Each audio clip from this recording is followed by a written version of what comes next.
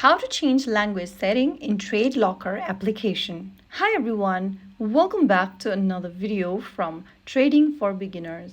If you are using TradeLocker and want to change the language setting, then here's how you do it. First of all, open the TradeLocker application on your device and log into your account.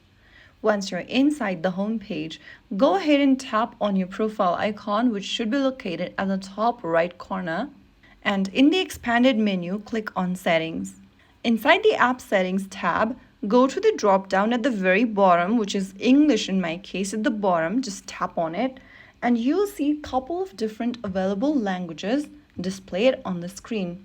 Tap on the language you want to use. After doing so, the TradeLocker application will restart in the selected language display. The menu and the interface will appear in your selected language, just like that. So there you have it. That is how you can change your language in TradeLocker.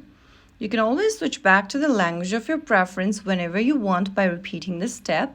And that's it. If you found the video helpful, don't forget to like, share, and subscribe to our channel. I will be back again in the next video. Thank you for watching.